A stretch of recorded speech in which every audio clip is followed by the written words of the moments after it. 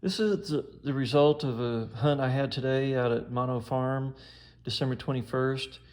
Hadn't hunted out there in over a month because I've been out of town. And let's start at the top here. Nice piece of Anasazi pottery, the black on white. And I believe these are also from the same Anasazi type pottery.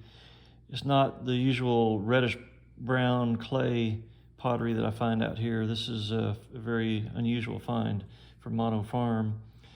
This is a really nice and complete tiny little triangular point with a needle tip. And I think it's probably a very small Fresno. It's 19 millimeters, or possibly a small Talco. This one I believe is a Fresno. Worked all the way around. It's got a little bit of tip damage. Otherwise it would have been a complete one.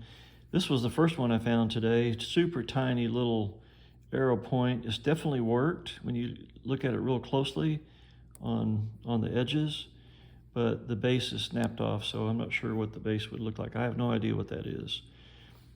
This is a dart point tip.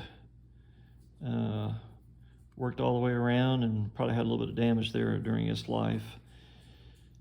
This one I found up in the blanket sand there in the wheat right next to the right-of-way. And I think it's probably a Pandale. It's got a little bit of a twist to it. Super thick in the middle. The base is snapped off and there's a little bit of tip damage as well. This was just a little brokey. It could have been, well, I don't know. I really don't know what that was. It could have been a little Fresno or a triangular of some kind. This one I think is a Scalorn. The right ear down here is broken off the base, and the left ear or the barb is broken off. It's got some really nice serrations on both sides. Wished I'd found it intact. This one has got a super aggressive barb on the right side and a bulbar looking stem, so I called it a bulbar stemmed.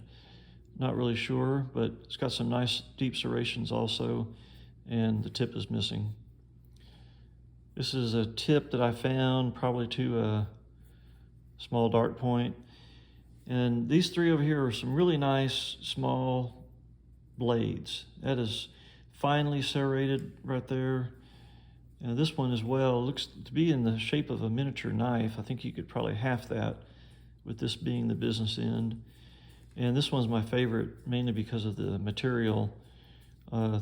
Different colors of gray and yellow and brown, and a really sharp edge here where you can just barely feel some small flaking going on there.